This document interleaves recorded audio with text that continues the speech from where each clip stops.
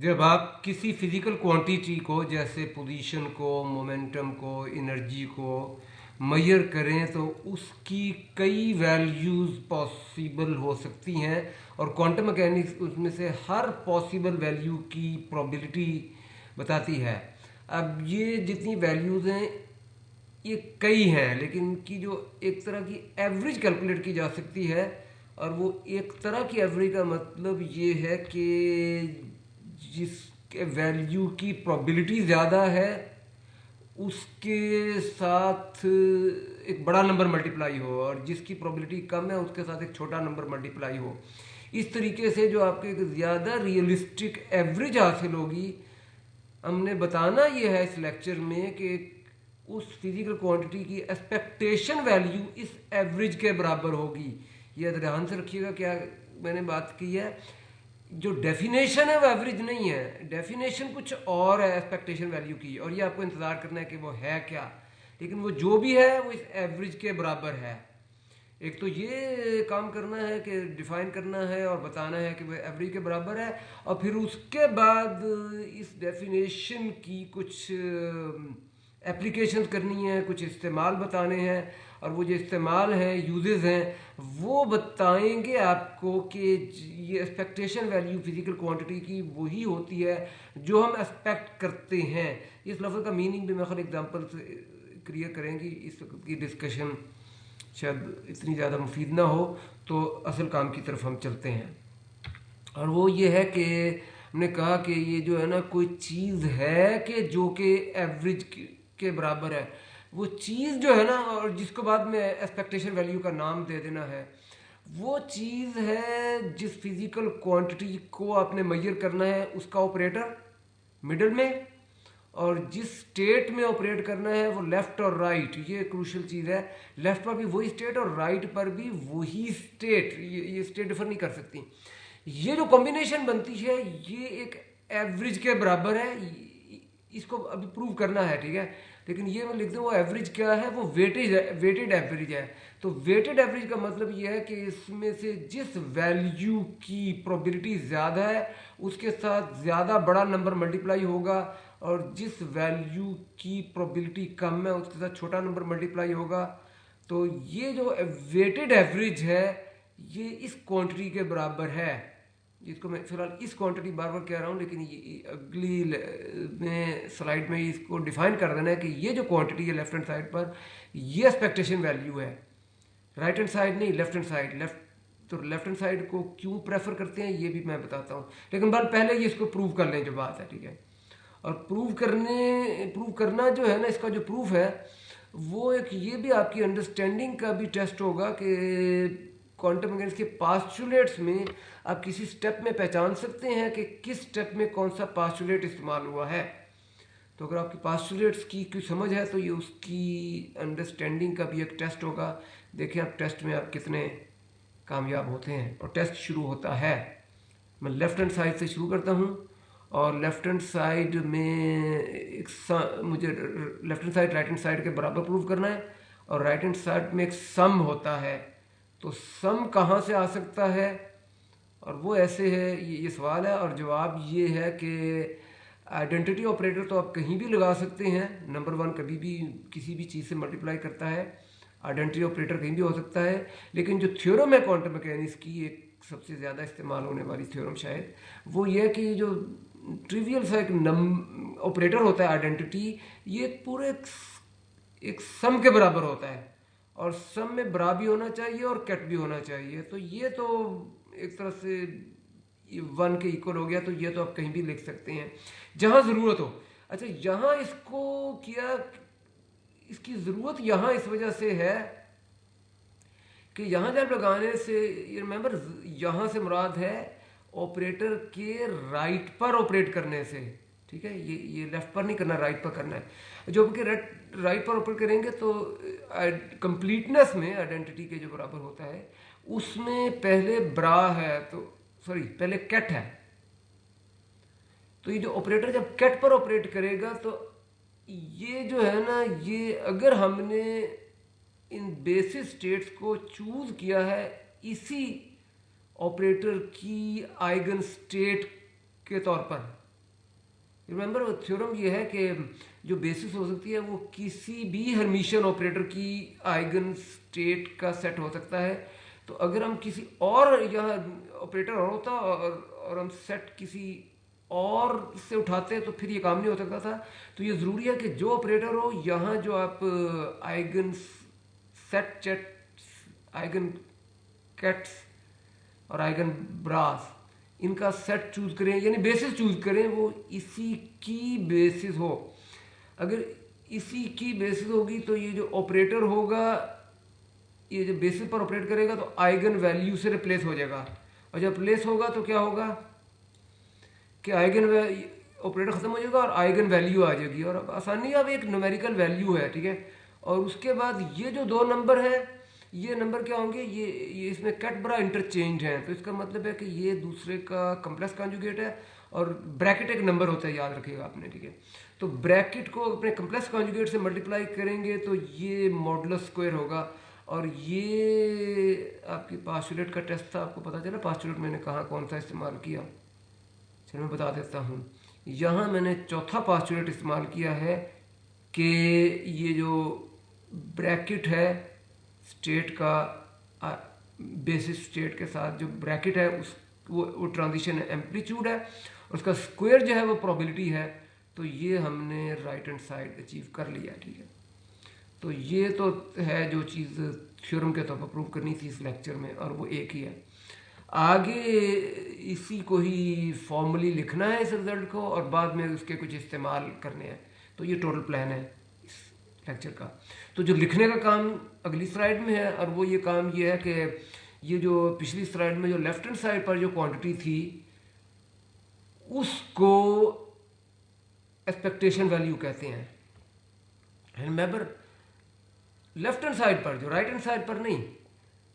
जो लफ्ज expectation value वो तो राइट हैंड साइड की वजह से है, क्योंकि ये जो जब वो कहते हैं ना सम, तो उसमें प्रोबेबिलिटी ज़्यादा, तो जिसकी ज़्यादा प्रोबेबिलिटी है आप उसकी तवक्को ज़्यादा रखते हैं, आप उसको एक्सपेक्ट ज़्यादा करते हैं।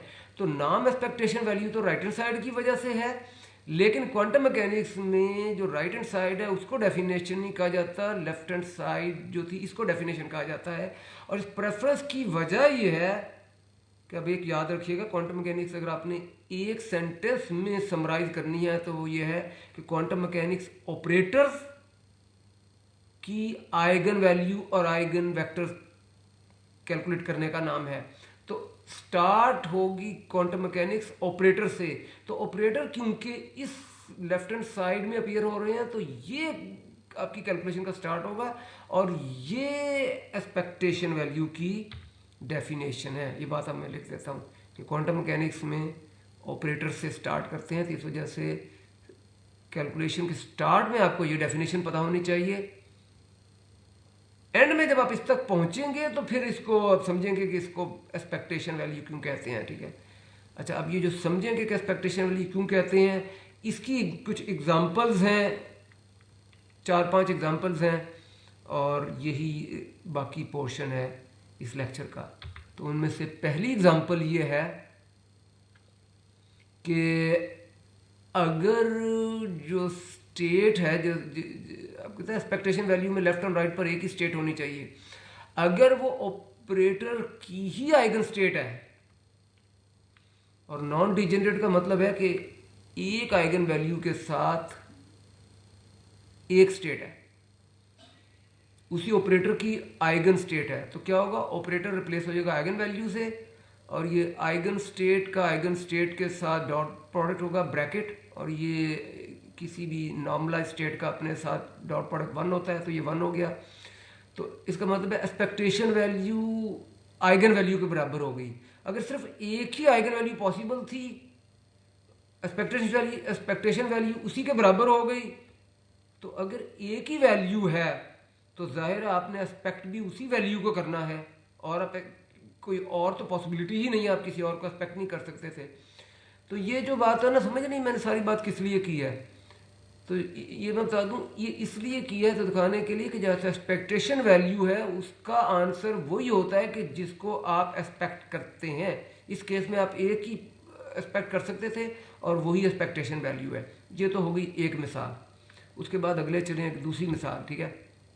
दूसरी मिसाल ये है कि एक पॉसिबल वैल्यू नहीं है, एक से ज़्यादा पॉसिबल वैल्यूज़ हैं, लेकिन सबकी प्रोबेबिलिटीज सेम है। तो अब जो वेटेज होगी ना वो डिफर नहीं करेगी, सबके साथ एक जैसी वेटेज होगी। तो फिर अब फिर किसी वैल्यू को प्रेफर करने की कोई वजह नहीं है। तो सब की इक्वल, अब एस्पेक्ट क्या करेंगे? अगर कई वैल्यूज हैं, अब आपसे पूछे चाहिए किसी एक को एस्पेक्ट क्या करेंगे, तो माखली इंग्लिश के लफ्ज़ का ये मतलब होगा एस्पेक्ट अब करेंगे उन सब वैल्यूज की एवरेज को। तो ये क्लेम है और उसका प्रूफ ये है कि अगर आपके पास m, ये ज़रा ध्यान से सुनिएगा, m और n पर आपको कंसंट्रेट करना है। पॉसिबिलिटीज m है और हर पॉसिबिलिटी की प्रोबेबिलिटी बराबर है। तो हर प्रोबेबिलिटी की वैल्यू क्या होगी? जितनी पॉसिबिलिटीज हैं उनका रेसिप्रोकल। अगर आपको ये मतलब इसे प्रूव भी किया जा सकता है, लेकिन मेरा ख्याल है ज़्यादा आसान होगा कि आप एक मिसाल से समझ लें इस क्लेम को। ये तो सब क्लेम है ना, मेन क्लेम से पहले ये जो इस सेंटेंस में है, इसको प्रूफ पर टाइम लगाने के बजाय मेरा ख्याल है ज़्यादा याद रहेगा आपको अगर मैं एग्जांपल से बता दूं कि अगर डाइस में 2 पॉसिबिलिटीज होती हैं तो m 2 होता है, तो हर पॉसिबिलिटी की प्रोबेबिलिटी 1/2 50% होती है। सॉरी, डाइस में नहीं, कॉइन में, सॉरी। और डाइस में क्या होगा? 6 इक्वल प्रोबेबिलिटी होंगी, 6 साइड 1 2 3 4 5 6, और हर रे की प्रोबेबिलिटी क्या होगी? 1/6। तो ये एग्जांपल्स मेरा ख्याल ज़्यादा सिखा रही हैं बजाय इसके प्रूफ के, ठीक है। तो अच्छा, अब ये तो था एक सब क्लेम। अब मेन क्लेम बाकी है, और मेन क्लेम ये है कि जो एक्सपेक्टेशन वैल्यू है, जो कि हम प्रूव कर चुके हैं कि ये इसके बराबर है, उसमें जो प्रोबेबिलिटी है ये मैं बताता हूँ, ये प्रोबेबिलिटी 1/m है। तो ये पी एन को 1/m से रिप्लेस कर दें। सम n के ऊपर हो रहा है, m पर नहीं हो रहा, तो 1/m तो सम से बाहर चला जाएगा और सम के अंदर जो कुछ रह जाएगा वो ऑर्डिनरी सम होगा। तो ऑर्डिनरी सम किया और उसके नंबर से डिवाइड कर दिया जितनी चीज़ें थी, तो ये एवरेज है। तो ये प्रूफ हो गया इस बात का कि इस केस में जब वेटेज की कोई वजह नहीं है तो जो हम एक्सपेक्ट करते हैं वो इक्वल वेटेज यानी एवरेज एक्सपेक्ट करते हैं, और एक्सपेक्टेशन वैल्यू की डेफिनेशन भी इस हमारी एक्सपेक्टेशन के मुताबिक है। अब ये तो केस है कि अगर वेटेज सेम हो और वेटेज डिफरेंट हो तो क्या होगा। इसको सिखाने के लिए ये एक मिसाल ली है कि अगर एक प्रोबेबिलिटी 70% है और दूसरी प्रोबेबिलिटी 30% है, और पॉसिबिलिटी है, ये पॉसिबिलिटी है A1 जिसकी प्रोबेबिलिटी 70% है, और ये पॉसिबिलिटी है A2 जिसकी प्रोबेबिलिटी 30% है।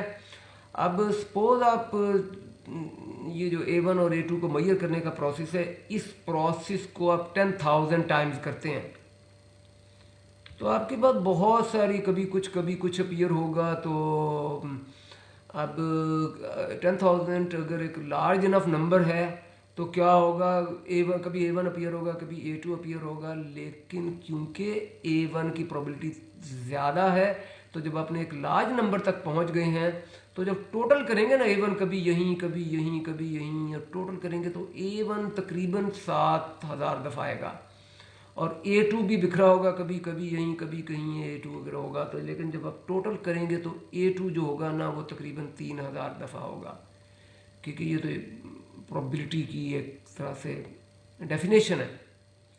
अच्छा, अब अगर आप एवरेज कैलकुलेट करें, अब आप ये देखें क्योंकि आपने एक्सपेरिमेंट 10,000 किए थे तो आप इस 10,000 और क्योंकि आइडेंटिकल एक्सपेरिमेंट किए थे तो इनको कहते हैं एनसाम्बल। तो अब जो टोटल एक्सपेरिमेंट है, सिर्फ 2 एक्सपेरिमेंट, 2 तो मैथमेटिकल पॉसिबिलिटी थी ना, एक्सपेरिमेंट तो 10,000 है, एनसाम्बल में तो 10,000 आइटम्स हैं। तो आप इस 10,000 आइटम पर अगर एवरेज करेंगे तो क्या होगा, डिनोमिनेटर में 10,000 है और न्यूमिनेटर में A1 7,000 दफ़ा आया था और A2 3,000 दफ़ा आया था। आप तरतीब जो भी है, सम का रिजल्ट होगा, A1 को 7,000 से मल्टीप्लाई करेंगे और A2 को 3000 से करेंगे तो अब ये देखें ये रिजल्ट किसके बराबर हुआ, 7000 डिवाइड बाई 10,000 ये 70%, और 3000 डिवाइडेड बाई 10,000 ये 3000 10,000 से डिवाइड करके ये 30% हो गया। तो ये 70% क्या है, P1 है, तो ये P1 A1 और ये P2 है और ये A2 है, तो ये सम हो गया। और ये सम जो है ना हम प्रूव कर चुके हैं कि ये एक्सपेक्टेशन वैल्यू के बराबर होता है। तो समरी ये है कि इस दूसरी मिसाल में भी जो हम एक्सपेक्ट करते हैं, एक ऑर्डिनरी एवरेज हम एक्सपेक्ट करते हैं इस केस में, क्योंकि कोई नहीं, सॉरी ये ऑर्डिनरी एवरेज नहीं है, ये वेटेड एवरेज है, जिसकी प्रोबेबिलिटी ज़्यादा है हम उसको ज़्यादा एक्सपेक्ट करते हैं। तो ये जो हमारी एक्सपेक्टेशन है, यही एक्सपेक्टेशन वैल्यू की कैलकुलेशन भी यही कहती है। तो ये जो डेफिनेशन है उसके यूजेज की एक और मिसाल थी, ठीक है। अच्छा, तीसरी जो मिसाल है, अब ये चौथी हो गई सही। अभी तक जो 3 मिसालें थी वो डिस्क्रीट थी, मैंने कहा था ये पॉसिबिलिटी ये पॉसिबिलिटी ये पॉसिबिलिटी, मैं पॉसिबिलिटीज़ को काउंट कर सकता था। लेकिन अब जो है ना, अब जो हमने अभी इसमें जो पॉसिबिलिटीज़ हैं वो कंटिन्यूस हैं। ये एक डिटेक्टर है और इसमें जो पोजीशन जो है ना वो कहीं भी हो सकती है। तो एक्स की जो एक्स की पोजीशन की एक पॉसिबल वैल्यू एक पॉसिबिलिटी है, ठीक है। तो ये पॉसिबल वैल्यूज़ कितनी होंगी, अगर आप -3 और +3 के दरमियान भी करें तो ये कितने रियल नंबर्स हैं -3 और +3 के दरमियान। तो रिमेंबर ये अगर जो दिखाई दे रहे हैं वो सिर्फ इंटीजर है, लेकिन जो रियल नंबर है वो -3 और -2 के दरमियान भी इवन इन्फिनिट है। तो ये इन्फिनिट कंटिन्यूस पॉसिबिलिटीज़ हैं और इनमें से हर एक की प्रोबेबिलिटी फिक्स होगी वेव फंक्शन से।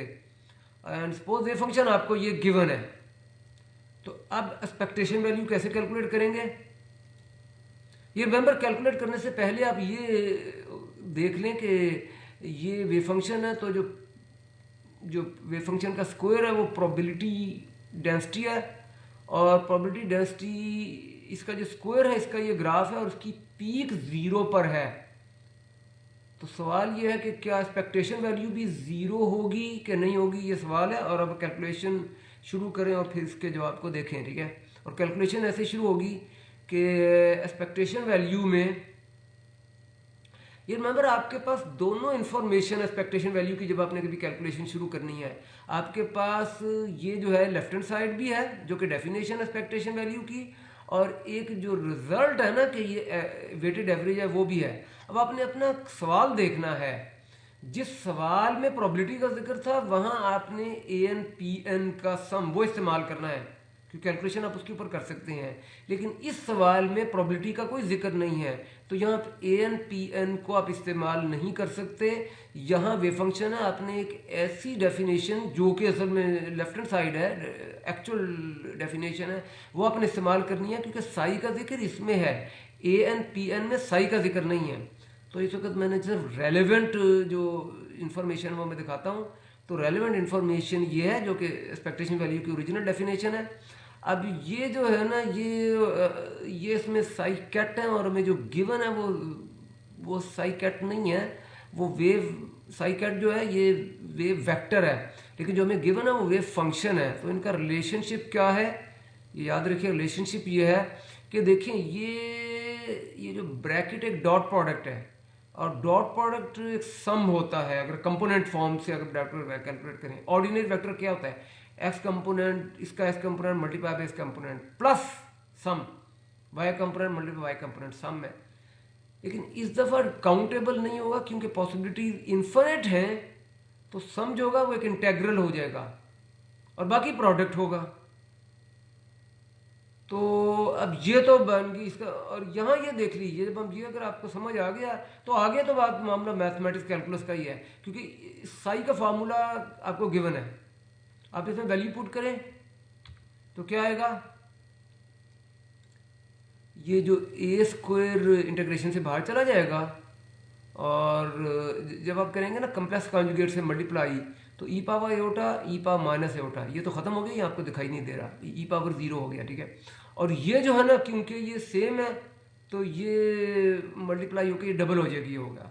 और ये जो x है ना ये x लिखा हुआ है, अब ये जो इंटेग्रल है ना, इसे आप वैसे कैलकुलस में ये आसान सा इंटेग्रल है, अगर आपने इंटीग्रेशन कर ली है तो ये शुरू का इंटेग्रल है।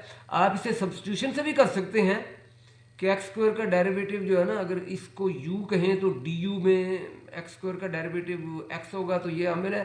अपर एंटी डेरिवेटिव आप ले सकते हैं और अपर और लोअर वैल्यू पुट करेंगे तो भी आंसर आ जाएगा। लेकिन ज़्यादा क्विक ये है कि आप इसे देखें कि ये जो है ना, ये ओवरऑल एक ऑड फंक्शन है। ये जो है ये इवन है और ये x है, ये ऑड फंक्शन है। तो ज़ीरो के ओरिजिन के लेफ्ट पर ये नेगेटिव है और ओरिजिन के राइट पर ये पॉजिटिव है। और जो इंटीग्रेशन होती है वो एक अलजेब्रिक एरिया होता है। तो लेफ्ट पर एरिया और राइट पर एरिया न्यूमेरिकल वैल्यू इक्वल है, लेकिन साइन अपोजिट है, ये नेगेटिव और ये है पॉजिटिव। तो टोटल अलजेब्रिक एरिया क्या होगा? ज़ीरो होगा। तो अगर आप इस थ्योरम को याद रखें तो ये इंटीग्रेशन के हमारा कई बार टाइम बचेगा। और थ्योरम ये है, इसका नाम है थ्योरम का सिमेट्रिकल इंटेग्रल। जो लेफ्ट पर है वही राइट पर है, जो माइनस इन्फिनिटी थी वही राइट पर है। ये सिमेट्रिकल इंटेग्रल का फंक्शन ऑड होना चाहिए, ठीक है, कि अगर एक्स को माइनस एक्स करें तो फंक्शन रिवर्स हो जाए, तो फिर नेट सम ज़ीरो होगा। ये तो कैलकुलस का लेसन था। वापस फिजिक्स पर आए तो वो ये है कि ये नेट आंसर हमें ज़ीरो मिला है। और ये मैं इस कैलकुलेशन दिखाने से पहले ही आपको कह दिया था कि साई स्क्वायर की पीक जो है ना वो ज़ीरो पर है, तो हम एक्सपेक्ट क्या करेंगे? ज़ीरो करेंगे। और कैलकुलेशन ने भी ज़ीरो ही दी है। तो ये एक आखिरी लेसन है, आखिरी मिसाल है। 3 मिसाल डिस्क्रीट की थी और एक कंटिन्यूस है कि नहीं सॉरी, इसके बाद एक और भी है, ठीक है सॉरी। तो ये चौथी है, उसके बाद एक 5वीं मिसाल है। तो चौथी मिसाल में ये है कि जो हम एक्सपेक्ट करते हैं वही एक्सपेक्टेशन वैल्यू की कैलकुलेशन का आंसर है, ठीक है। अच्छा, इसको इस मिसाल 5वीं मिसाल से पहले मैंने एक एडिशनल स्लाइड भी शामिल कर दी है, और वो ये दिखाने के लिए है कि अगर आपकी ये तो आपकी थ्योरी है ना, क्वांटम मैकेनिक्स है। क्वांटम मैकेनिक्स ने ये आपको ग्राफ दिया और ये कैलकुलस से में से कैलकुलेट किया। अब अगर ये क्वांटम मैकेनिक्स साइंस भी है तो हमारे पास सिर्फ कैलकुलेशन ही नहीं होगी, साथ इसको एक्सपेरिमेंट से हमने कंपेयर भी करना होगा। तो एक्सपेरिमेंट से कंपेयर करना, ये सिचुएशन ऐसी है कि जैसा डाइस है ना, अब आपकी थ्योरी कह देगी कि हर साइड की प्रोबेबिलिटी 1/6 है, लेकिन इसको आपने एक्सपेरिमेंट से कंपेयर भी करना है। डाइस को बार बार थ्रो करके या किसी तरीके से या कंप्यूटर सिमुलेशन करके आपने एक्चुअल एक्सपेरिमेंट से कंपेयर भी करना है। तो ये तो है डाइस के मामले में, वहाँ होता है 1/6 1/6 1/6 को कंपेयर करना है। यहाँ 1/6 नहीं है, ये थ्योरेटिकली ये ग्राफ है। तो अगर आप इसको एक्सपेरिमेंट से कंपेयर करेंगे तो क्या होगा, पहले इसका जवाब दे दें। तो ये होगा कि एक्सपेरिमेंट से कंपेयर करेंगे तो क्या होगा कि कभी कोई पोजीशन अपीयर होगी, कभी कोई पोजीशन अपीयर होगी। जिसकी प्रोबेबिलिटी ज़्यादा है वो पोजीशन ज़्यादा दफ़ा अपीयर होगी। याद रहेगा, थोड़ी देर पहले मिसाल की थी ना कि अगर A1 की प्रोबेबिलिटी 70% है तो वो ज़्यादा दफ़ा अपीयर होगा। तो जिसकी प्रोबेबिलिटी, अब ये देखें जो पीक ये जो है ना मिडल में, इसकी प्रोबेबिलिटी सबसे ज़्यादा है, तो ये ऑलमोस्ट जो है ना, ये ऑलमोस्ट सबसे ज़्यादा दफ़ा अपीयर हो रहा है ये वैल्यू, ठीक है। तो ये तो आपकी इस तरीके से आपको मेजरमेंट्स के रिजल्ट मिल जाएंगे। तो एवरेज कैसे कैलकुलेट करेंगे? आप हर पोजीशन को अपनी, एवरेज का मतलब है वेटेड एवरेज, यानी नेमली एक्सपेक्टेशन वैल्यू। तो एक्सपेक्टेशन वैल्यू कैसे कैलकुलेट करेंगे कि हर पोजीशन को जितनी उस पोजीशन की प्रोबेबिलिटी से मल्टीप्लाई करेंगे, ये वेटेज होगी, ये प्रोबेबिलिटी वेटेज आएगी, ठीक है।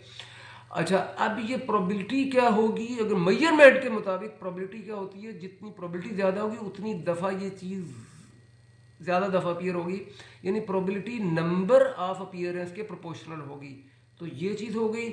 ये अप्रॉक्सीमेटली साइन इस वजह से है कि हमने ये इन्फिनिट नंबर ऑफ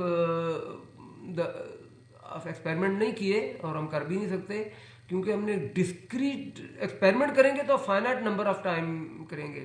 तो प्रोबेबिलिटी नंबर के एग्जैक्टली इक्वल तो उस वक्त होती है कि अगर आपने इन्फिनिट नंबर पर दफ़ा रिपीट किया है, क्योंकि फाइनाइट दफ़ा रिपीट किया है तो ये इक्वल के बजाय अप्रॉक्सीमेटली इक्वल है। और फिर इसके बाद ये जो अगला अप्रॉक्सीमेटली इक्वल है, उसकी वजह ये है कि करना तो हमने सम है, लेकिन इस केस में हमने सम नहीं किया, हमने इंटेग्रल, पिछली स्लाइड में याद रखिएगा ना, ठीक है, इंटेग्रल कैलकुलेट किया है, तो सम इंटेग्रल के अप्रोक्सीमेटली इक्वल ही होगा ना।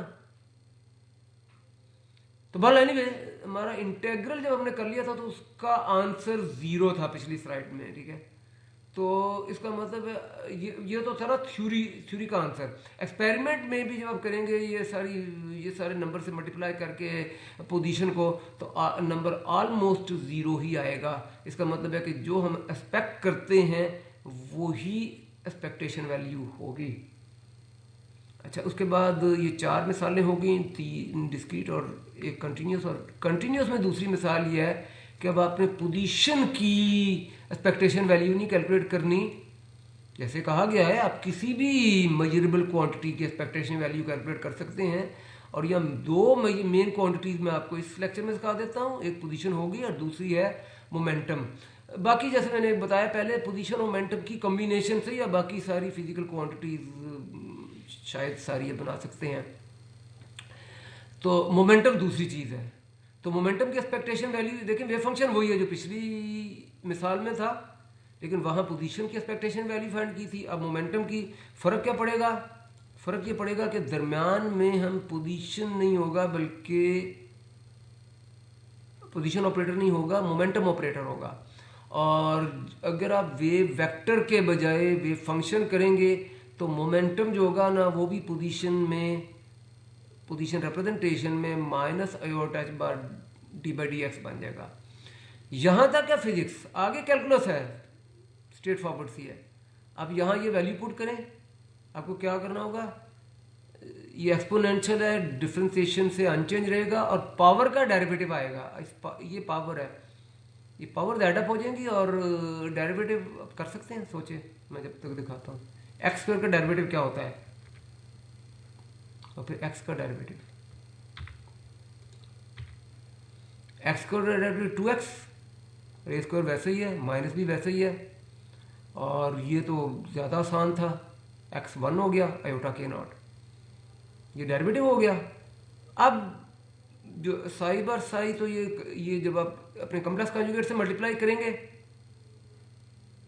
क्योंकि एक्सपोनेंशियल अनचेंज रहेगा ना, तो ये डिफरेंशिएशन के बाद भी मौजूद रहेगा। तो इसको जब आप इससे अपने कॉम्प्लेक्स कॉन्जुगेट मल्टीप्लाई करेंगे, ये ई पावर 0 बन जाएगा, ये दिखाई नहीं दे रहा। और ये जो बाकी है ये अपने साथ मल्टीप्लाई होके पावर डबल हो जाएगी। और अब आप डिफरेंशिएशन हो गई और मल्टीप्लिकेशन भी हो गई। अब आप करें इंटीग्रेशन। अब ये मेमोरी, ये जो पहली इंटीग्रेशन है ये वही है जो कि पिछली स्लाइड में की थी, एक्स, बाकी कॉन्स्टेंट्स है, कॉन्सेप्ट इंटीग्रेशन से बाहर चले जाएंगे। और ये जो पहली इंटीग्रेशन थी इसका आंसर था 0 था, तो 0 से जब मल्टीप्लाई होगा पहली टर्म 0 हो जाएगी। और दूसरी टर्म में क्या है, आयोटा के नॉट बाहर चला जाएगा और ये इंटेग्रल, इसे पहचानते हैं, ये क्या है, खाली ये रह जाएगा इंटीग्रेशन में रेड, ये है गॉसियन इंटेग्रल। और इस पर तो मैं एक अलहदा से एक वीडियो भी बना के अपलोड कर चुका हूँ, सिर्फ गॉसियन इंटेग्रल के नाम से। तो इसका फॉर्मूला आपको इस तरह याद होना चाहिए, गॉसियन कहते हैं ई पावर माइनस स्क्वायर को। तो इसका फार्मूला आपको ऐसे याद होना चाहिए जैसे आपको पावर रूल और ट्रिग्नोमेट्रिक वगैरह याद होते हैं। और इसका सिर्फ ये बचा ना, पहली टर्म तो 0 हो गई थी, तो आंसर क्या होगा, गॉसियन इंटीग्रल का फार्मूला क्या होता है, square root of pi over 2a under root, ठीक है। अब इसका ये तो कैलकुलस की डिटेल है, इसका जो मैं रिजल्ट ज़्यादा ज़रूरी है फिजिक्स के लिहाज से वो ये है कि बाकी सब तो कांस्टेंट्स हैं। और ये जो है ना, मतलब वो तो प्योरली कांस्टेंट्स हैं। ये जो है ये कांस्टेंट की, एक वेरिएबल की कांस्टेंट वैल्यू है। तो वेरिएबल एच बार के, उसकी कांस्टेंट वैल्यू एच बार के नॉट। तो एच बार के क्या होता है, मोमेंटम। तो इस केस में जो एक्सपेक्टेशन वैल्यू है वो ये देखें, ये प्लेन वेव टाइप है, ये प्लेन वेव। तो जिस तरह प्लेन वेव में ई पायोटा के एक्स होता है ना, तो के एच बार के साथ मल्टीप्लाई का मोमेंटम देता है। तो इसी ने मोमेंटम दिया है। ये एक रिजल्ट है, अगर आप याद करना चाहें, ठीक है। ना याद करना चाहे रिजल्ट तो बाल ये ज़रूरी भी नहीं है। असल ज़्यादा ज़रूरी काम ये था कि आपको ये डेफिनेशन है इसको इस्तेमाल करना आता हो तो अगर ये आ गया तो इतना भी काफ़ी है, ठीक है। तो इस लेक्चर में इतना ही है, तो बस मैं आप इसे कंक्लूड करके ख़त्म करता हूँ, ठीक है। तो कंक्लूड करने के बाद मेरा आंसर ये है कि एक्सपेक्टेशन वैल्यू को एक्सपेक्टेशन कहते तो किसी और वजह से हैं, लेकिन क्वांटम मैकेनिकल डेफिनेशन जो होती है ना ऑपरेटर से शुरू होती है, क्योंकि पूरी क्वांटम मैकेनिक्स से ही ऑपरेटर्स और उनकी आइगन वैल्यू और आइगन वेक्टर फाइंड करना। तो क्वांटम मैकेनिक्स में कैलकुलेशन शुरू ऑपरेटर से होगी, तो डेफिनेशन में ऑपरेटर का ही जिक्र है, लेकिन नाम जो है ना वो क्यों डेफिनेशन में ऑपरेटर का जिक्र है, तो ये है डेफिनेशन, ठीक है। लेकिन ये इस लेक्चर में हमने ये भी सीखा कि ये एक इक्वल है एक वेटेड एवरेज के, और जो नाम रखा जाता है इसका एक्सपेक्टेशन वैल्यू वो इस वेटेज एवरेज की वजह से होता है, क्योंकि एवरेज में अगर प्रोबेबिलिटी ज़्यादा होगी तो आप ज़्यादा एक्सपेक्ट करेंगे। और ये मैंने एक्चुअल एग्जांपल से करके केस टू केस 5 एग्जांपल पे दिखाया है कि आप क्या एक्सपेक्ट करेंगे और वही कैलकुलेशन का रिजल्ट होगा। ये केस टू केस मैंने ये भी आपको सिखाया है कि किस केस में आपने जो गिवन इन्फॉर्मेशन है अगर उसमें प्रोबेबिलिटी का जिक्र है तो आपने इस चीज़ को इस्तेमाल करना है, और अगर आपकी गिवन इन्फॉर्मेशन में वेव फंक्शन का जिक्र है तो आपने इसको इस्तेमाल करना है। दोनों इक्वल आपके पास ऑप्शन है, लेकिन आपने अपनी गिवन इन्फॉर्मेशन के मुताबिक रेलेवेंट आंसर चूज करेंगे तो ही आप कैलकुलेशन कर सकेंगे। तो यही कुछ है इस वीडियो में। देखने का शुक्रिया, और आप इस चैनल को सब्सक्राइब ना भूलें, ना सब्सक्राइब करना ना भूलें।